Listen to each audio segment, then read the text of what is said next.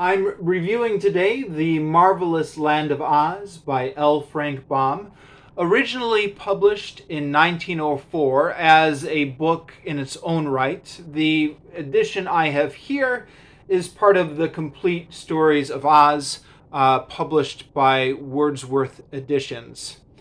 This is The Marvelous Land of Oz is the second book in the Complete Stories of Oz series, or put another way, this is the first sequel to the original The Wonderful Wizard of Oz. There is a lot to talk about here in terms of the plot, in terms of the theme, in terms of the characters, and in terms of the background to this book. So I'm going to ramble on for a long time, I think. Apologies in advance. I want to jump into this as quickly as possible, but first, a little bit of quick background information, background on my review. So this is my second time attempting to get through the Complete Stories of Oz. The first time I got through about five of the first five books in this edition before getting distracted by other things. I mention that because I have some idea of what's coming up in future books, and I might allude to that by way of comparing and contrasting what's going on in the Marvelous Land of Oz, although I've not read the whole volume yet. Also, I'm doing this series as a buddy reads with Dane Reads, and I will link to his video in my description down below. At the time I'm filming this video, though, I haven't yet seen his video, because even though I'm planning on publishing this on the Monday, I'm actually filming it a little bit earlier because I finished this book slightly ahead of schedule. The schedule we agreed to was to do one book every 2 weeks on the Monday, if anyone else is interested. So, yes, The Marvelous Land of Oz. This is the only book in the Oz series that I actually read as a kid.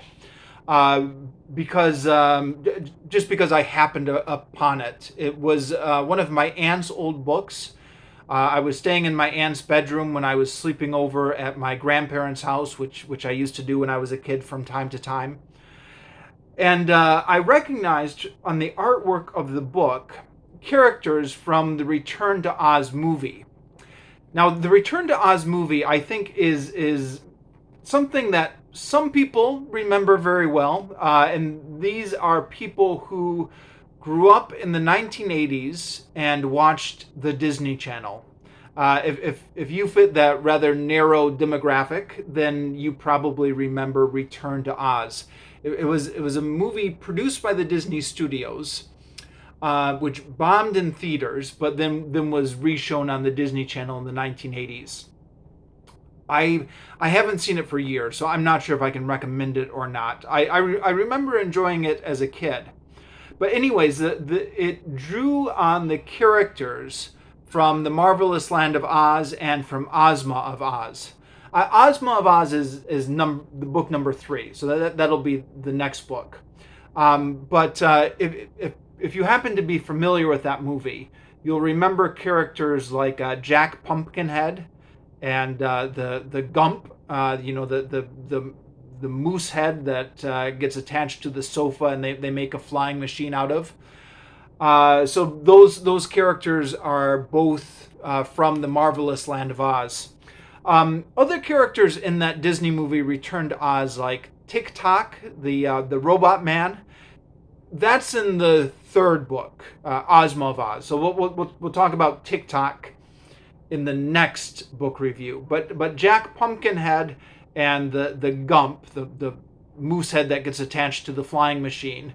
If you remember the movie Return to Oz, this is the book they're from, The Marvelous Land of Oz. Now, I've done a little bit of research on the background of this book. Nothing too scholarly. Wikipedia, just like the Wikipedia page and stuff like that. But the background to this book is interesting, and I'd like to talk about it. By the way, spoilers for everything. So, The original The Wonderful Wizard of Oz was published in 1900, and at that time L. Frank Baum was not planning on making a big series out of it. You can see it later grew into a big series, but he wasn't planning on that. But then it became a very successful stage play. I guess the book did well enough that he wrote a stage play out of it. The stage play was also by L. Frank Baum, and the stage play was very successful. And then because the stage play was so successful, he wrote a sequel book, The Marvelous Land of Oz, which he was also hoping to turn into a stage play. And the stage play, which was 1901 or 1902 or something like that, was apparently very popular in its day, but it's not the same as the 1939 movie. The movie everyone remembers. I've not actually read the stage play. It's in the public domain, so you can read it on Wiki Commons, or you can find it on the internet or something like that. I've not bothered reading the whole thing because I don't want to sit at the computer and read that. But I've read around it. I've read about it. And it's useful to note that because the stage play had some differences from the book, and The Marvelous Land of Oz is in many places going off of what was in the stage play, not what was in the first book. So let's talk about some of that stuff. But by the way, I should note, I find this a little bit interesting that the stage play could be so influential because, it's a play, like only 100 people see it a night or something like that. It's not like modern mass communication media, right? Like, it's not like a movie where millions of people will see it. That's just a little bit of a side note. But apparently the stage play was influential. A number of people saw it or heard about it, or I don't know. So the first thing to note is, I guess, the breakout characters from the stage play were the Scarecrow and the Tin Woodmen. Apparently just because they were played by two very good actors who had comedic chops and were able to really sell these characters and make them popular with the audience. So when L. Frank Baum came around to writing the sequel, he wanted to make sure to give prominent parts to the Scarecrow and the Tin Woodman. Dorothy is not at all in the sequel, nor is the Cowardly Lion. They are mentioned briefly, but more or less completely forgotten about in the sequel. They are mentioned briefly, but the Scarecrow and the Tin Woodman have more prominent roles. The Tin Woodman all of a sudden has a name now, which was not in the previous book, but he's called Nick Chopper now. Now, again, the Tin Woodman's origin story, his origin story from the book, and apparently this was the same in the stage play, is he started off as a normal munchkin man whose axe got bewitched and started gradually chopping off his limbs one by one until he had to be completely remade out of tin. So I guess it didn't make sense that he would have a name because, the Scarecrow was always the Scarecrow, but the Tin Woodsman was a man once upon a time, according to his origin story. So I think in the play it was Nicola Chopper, but it's now Nick Chopper in the book. So they're referring to him as Nick Chopper, and you're like, Nick Chopper, where did that name come from? It comes from the stage play. The other thing which comes from the stage play is the Wizard of Oz is the bad guy now. So in the book, he's portrayed much the same way he is in the 1939 movie that everybody knows about. He's a liar. He's a con artist. He's an illusionist who tricks everyone into thinking he's a great wizard when he's not really. But he's not evil. He's got good intentions. But that now changes, where he becomes. Apparently in the stage play, he was a villain, and also in the stage play, he took the Emerald City of Oz from its king Pastoria. Now, this is a contradiction from the book. In The Wonderful Wizard of Oz, he tells Dorothy that he built the Emerald City, or he had people build it.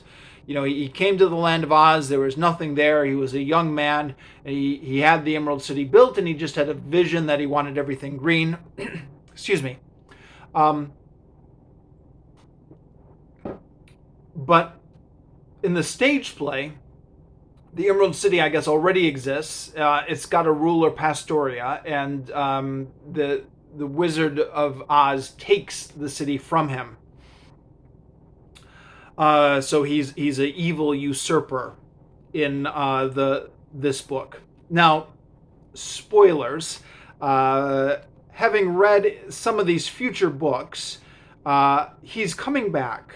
Which book is he coming back in? I believe it's book number 4. Dorothy and the Wizard in Oz is book number 4. So he's going to come back in book 4, and then in book 4, all of a sudden he's going to be a nice guy again. But in book 2, even though he doesn't appear, he's just talked about. But in book 2, he's the evil usurper who does an evil thing to the rightful princess of Oz, which we'll come back to later because that's a key plot point. So yeah, those are just some things I found that were interesting about this. The Marvelous Land of Oz was written with the intent of being another successful stage play, and it's funny because, you know, I read through this and there are all these strange creatures and there are all these flying things and there are all these big set pieces, and I think, well, this doesn't sound like a stage play. This sounds like like a big budget Hollywood movie. How could they possibly make a stage play out of this? But I think perhaps that's just my ignorance. Because, you know, if you read The Wonderful Wizard of Oz, same thing. You're like, you know, there's so many costumes and special effects. How would they possibly make a stage play out of this? But, you know, I guess they do, and they've got some special effects in the theater. Maybe combined with a suspension of disbelief for some of it. And I guess it was made up into a stage play. And there are elements of here in the book which are there because it was intended to be made into a stage play. One is there's an army of girls, which he was intending to have like the chorus girls. We wanted a whole bunch of parts for the chorus girls. And in fact, near the end, there's 2 armies of girls. So I guess chorus girls must have been a big thing back in those theater productions in the day.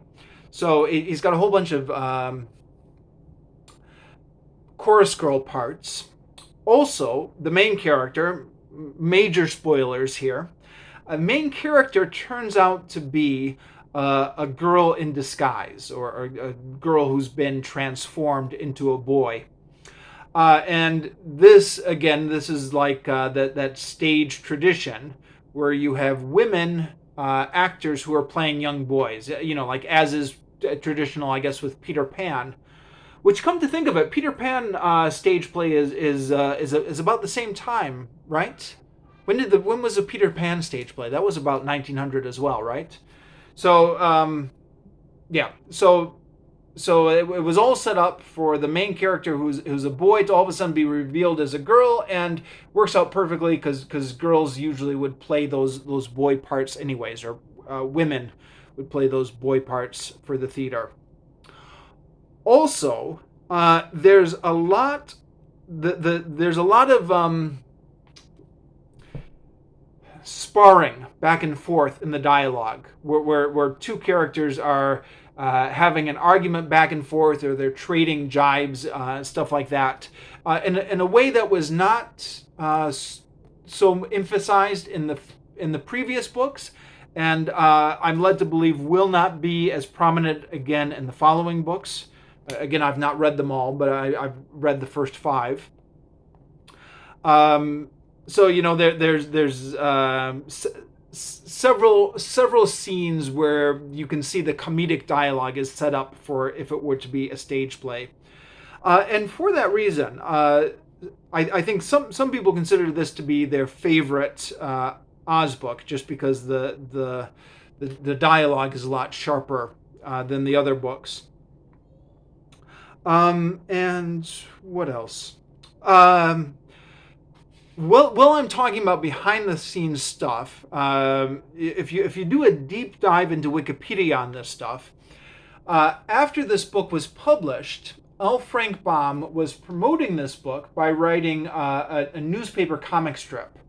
Although, as Wikipedia says, it's not really a comic strip in the way we think of comic strips nowadays. It's more just an illustrated story. So there would be like some illustrated text and then some pictures drawn around it, which I guess would take up like a full page of a newspaper or something like that. Um, and I and that was called the Queer Visitors from the Marvelous Land of Oz. So in that comic strip story, um, basically all the characters except for the boy from the marvelous land of Oz travel to Earth. So there's a Scarecrow, there's a Tin Woodman, there's Jack Pumpkinhead, there's the Sawhorse, and then there's the Flying Gump. And they fly around and they have adventures. Oh, and the Waggle Bug. Sorry, the Waggle Bug. So they fly around and they have adventures in the real world. They go to America. Apparently they meet Dorothy in Kansas. And the Waggle Bug, the Waggle Bug is a character from the Marvelous Land of Oz, was the breakout character at the time. According to Wikipedia, there was like a whole bunch of merchandise around the Waggle Bug. They made like a board game around him, and there was some other merchandise and stuff like that. And then L. Frank Baum, the Waggle Bug was so popular that L. Frank Baum wrote a whole book about the Waggle Bug, which was about the Waggle Bug traveling around Earth and learning about the different countries on Earth, because of course the Waggle Bug is from Oz. According to Wikipedia, that book is not popular today. Among other reasons, it has stereotypes of different cultures, some of which apparently are considered offensive nowadays. I haven't read the book yet. And then that got turned into another play. So there was the Waggle Bug was the play. So I was reading all that stuff on Wikipedia because it's interesting, because when I bought this book, it was called The Complete Stories of Oz by L. Frank Baum. Now, being somebody who spends way too much time on Wikipedia, I knew of course that this wasn't the complete Stories of Oz, because after L. Frank Baum died, the publishers continued publishing Stories of Oz up until like 40. There's 40 canonical stories of Oz. L. Frank Baum only wrote the first 14. But even knowing that, I thought, okay, it's not all 40 stories, but it's the complete L. Frank Baum Stories of Oz. So I thought, but you dig into this, and there's just all this other media and spin-off books and all this stuff that L. Frank Baum wrote during his lifetime, which is not included in this book. So it's not really the complete Stories of Oz. It's false advertising. But it's also interesting to consider this whole expanded Oz universe, and in fact that'll come up again in future stories, where if you go and check Wikipedia with these future stories, they tie into fantasy books that L. Frank Baum wrote that weren't Oz books, but the characters were crossover. So there's this whole L. Frank Baum expanded universe out there, which is not represented within this volume. So I just find that stuff interesting. Oh, speaking of which, I almost forgot. Again, according to Wikipedia, when the Queer Visitors from the Marvelous Land of Oz was in papers, there was also a competing strip called The Scarecrow and the Tin Woodman, which was about the Scarecrow and the Tin Woodman. And again, these were the breakout characters from the play. Um, and that was done by the illustrator, the original illustrator from The Wonderful Wizard of Oz, Dinslow, who I guess he thought that he shared a copyright to the Oz characters because he had illustrated them. And then he and L. Frank Baum had a quarrel or something like that. So they both went off in separate directions. And Dinslow was making his comic strip about the Scarecrow and the Tin Woodman. And L. Frank Baum was making his comic strip about the queer visitors from the marvelous land of Oz. Oh, and speaking of the Scarecrow and the Tin Woodman being the breakout characters because of the stage play, apparently those two actors did not reprise their role in the Marvelous Land of Oz stage play for a couple reasons. Excuse me. I say a couple reasons. I found two different reasons on the internet. I don't know which one is right. One I read somewhere that they were already in a successful play, The Wonderful Wizard of Oz, and they didn't want to leave that play to go to the sequel when the sequel was an unproven quantity as of yet. And then somewhere else I read that they were just afraid of being typecast in these roles. But for one reason or another, they did not go over to the other stage play. Okay, so here I've been talking for 20 minutes, and I haven't even got in to talking about the plot of The Marvelous Land of Oz. So the plot is a little bit all over the place. It starts off with a boy named Tip, who's being taken care of by this rich witch named Mombi, who knows all these spells, and she's like the evil stepmother type figure, even though she's not really his stepmother. She's his caretaker, but she just makes him work all the time and never shows him any love. And to amuse himself, he makes a stick man with a pumpkin head, which he intends to frighten Mombi the witch. Mombi the witch comes back, and she's got this powder which will bring anything to life. And she says, what the heck? Let me just test out this powder, see if it works. And so she brings the stick man with the pumpkin head to life, and then all of a sudden he's alive now, and he's one of the characters. Then she comes back and she says, "Okay, Tip, I'm sick and tired of you causing me trouble. I'm making a magic potion. You're going to drink it and turn into a statue." And he says, "Well, I don't want to turn into a statue." And she says, "No. My mind's made up. You're going to drink this and you're going to turn into a statue. We just need to let it cool. So you'll drink it in the morning." So, of course, Tip runs away in the middle of the night. And this type of thing is very typical of the book. It's very typical of the whole series, where on the one hand you read it and you think, well, that's just lazy writing. I mean, of course he's going to run away in the middle of the night. Doesn't the witch think to lock him in his room or tie him up or do something to stop him from running away in the middle of the night? On the other hand, though, I think these books are designed to be a little bit silly intentionally. Kind of almost a little bit maybe like reading Douglas Adams or Terry Pratchett or something like that. Not quite in that league, but leaning in that direction, where you're supposed to kind of recognize the ridiculousness of the witch just expecting him to be there in the morning. I think that's how you're supposed to read these books. So anyways, Tip and Jack Pumpkinhead run away in the middle of the night. And Jack Pumpkinhead is doesn't quite know why he's been brought to life, and has all these questions and all this stuff. He's also, because he's just a pumpkin stuck in on top of a stick man. He's a bit poorly constructed. He's always worried about his head being broken or his head spoiling. He's not walking very well because he doesn't have very good joints. So they find a sawhorse, which I guess is what they used to.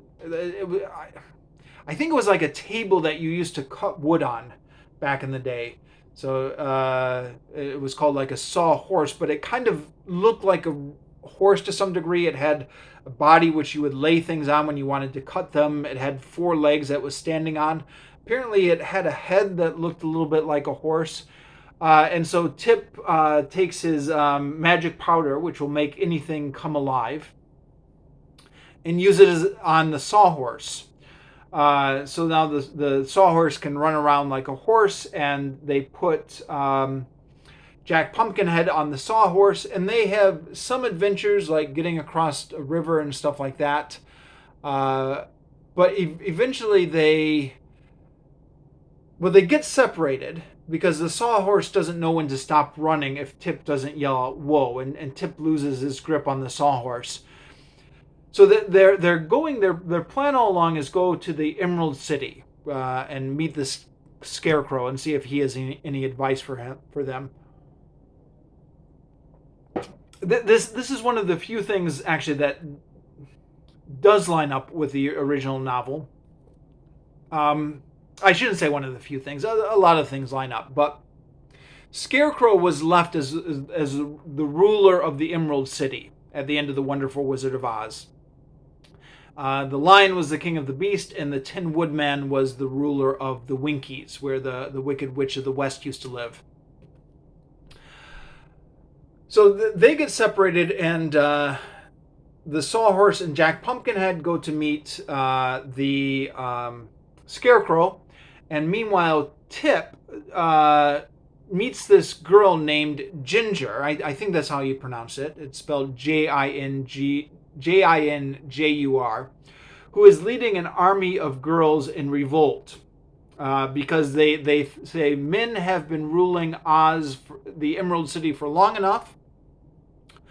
So the girls want a chance at ruling, and besides, Oz has all these beautiful gems all throughout the city. And who loves gems, who loves pretty shiny things more than girls? So they should get a chance to get those gems for themselves. Yes, so you can see from that it's terribly politically incorrect. And it's going to get worse. So it's really almost every stereotype in the book about girls. So she's leading this army of girls, and they're all talking so much, and they're not listening because girls love to talk.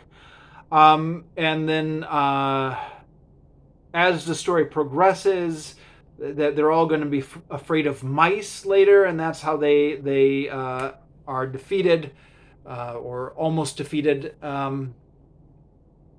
And Ginger, when she gets to rule Oz, is going to be just like wanting to eat candy and read novels because girls that's what girls do. And they make all the men do the cooking. And there's at some points you do get the sense that maybe there's a little bit of a feminist element to it. The idea that girls want to participate in the ruling. There's also, once the girls do take over, they make all the men do all the housework, and all the men are exhausted, and they're like, ugh. How did the girls ever manage it? So maybe an acknowledgement that women are doing a lot more work than men usually, have more of an iron constitution than we give them credit for. But yeah, also a lot of not so complimentary stereotypes about girls, or dated stereotypes about girls. Apparently, according to the reviewer at Tor.com, and I'll leave a link to her review down below. L. Frank Baum had a mother-in-law who was a suffragette, and of course, this was right around the time with the suffragette movement and the movement to get women the vote. So it's not hard to guess what he was satirizing. There was something right there in the political movement. So I guess you can satirize it maybe, or you could. On the face of it, it doesn't look good. On the other hand, the Tor reviewer also realizes, and I'm going to jump in here with this point as well. At the end of the book, a couple interesting things happen. One, the land of Oz is now being ruled by two women, Ozma of Oz and Glinda, the Good Witch of the South. And that's going to continue, I think, through the rest of the series, certainly through all the books I read. So going forward, Oz is going to be not a male-dominated maledom, but it's going to be ruled by these two strong female figures.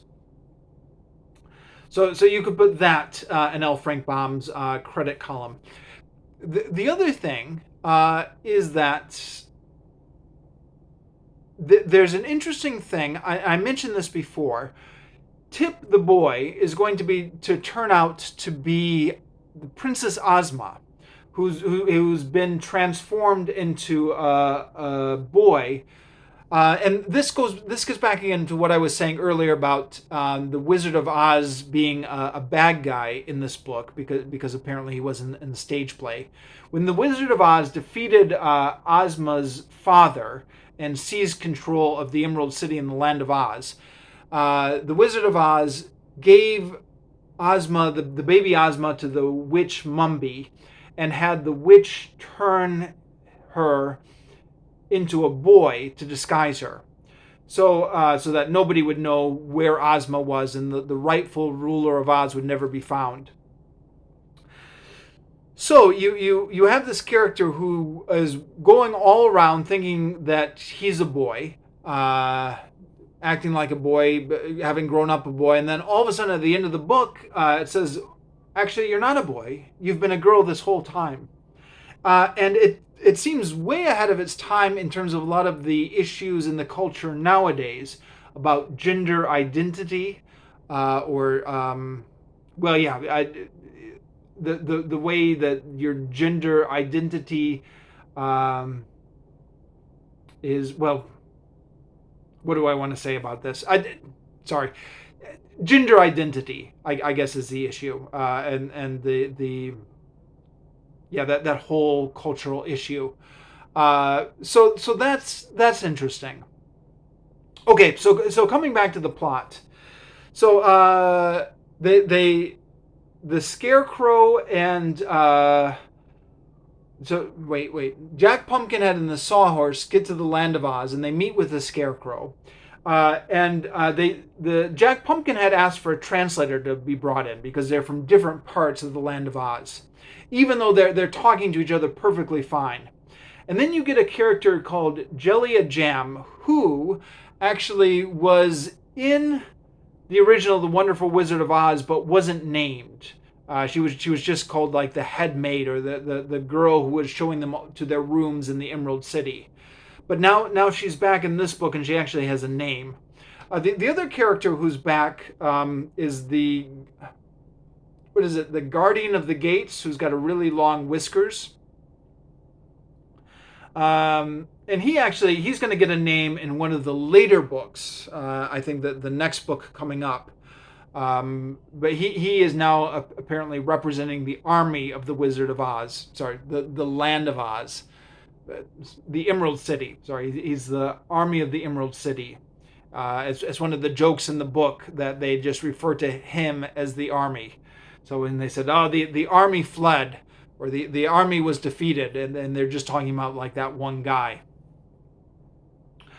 Okay, so they're there, and then the army of girls comes, and then Tip gets in somehow, and he meets up with everybody else, and then they break out, and they run, and they escape, and then they meet up with the Tin Woodmen and then the Scarecrow and the Tin Woodmen are reunited, and then they journey back and they pick up the Waggle Bug. I mentioned the Waggle Bug before. Apparently, he became the breakout character in the marketing subsequently for this book. The Waggle Bug was not in the movie Return to Oz, but he was apparently a really popular character back in 1904 and 1905 in his day, which is a highly educated bug that's been enlarged because he was thoroughly magnified. And then they go back into the Emerald City, and then they get surrounded by the girls again. So they're right back where they started. There is this thing where the Scarecrow lets mice out, and this is another tie back to the original novel where they were assisted by the mice because the Tin Woodman had saved the life of the Queen of the Field Mice. So then now they have to find another way out. The plot is just kind of going in circles here a little bit. So they make a flying contraption, which using the magic powder, which brings everything to life. And they bring like the sofa to life and give it wings out of palm trees, and they have a gump head. A gump is apparently like a moose. And they attach the head to this. And again, if you've seen the movie Return of Oz, you know what I'm talking about. This flying contraption with the head of the moose. This is the book where it comes from. So then they wanted to fly to Glinda the Good Witch, and they fly too far and end up in a jackdaw nest and end up having to fight these birds. Then they go back and meet up with Glinda, and then Glinda. Yeah, I'm not going to. I'm running out of time here on this camera, so maybe I'm not going to recount the whole plot. The point being, I guess, that the plot is a little bit all over the place and circles back on itself a bit, which is in many ways all part of the fun of these books. I do find. I'm recounting the plot to you now because it's fresh in my mind because I just read it. But give me 6 months or something, and then ask me what was the plot of The Marvelous Land of Oz, and I will have no clue. I'll be able to tell you the characters, but I couldn't recite the plot to you. And I noticed that because, this is now my third time having read this book again, The Marvelous Land of Oz. And it's true, really, I think, with all the books in the series, or at least all the ones I've read so far. There are certain characters that are memorable. There are scenes that are memorable. Trying to remember the plot, where all the characters go and everything, is just, very difficult. Okay, so according to my phone timer, the video is going to shut off here. I could turn the video on again and do another video, but I think I've said most of what I want to say about this book. Anything other than that would just be minor details. So I'll finish things up here.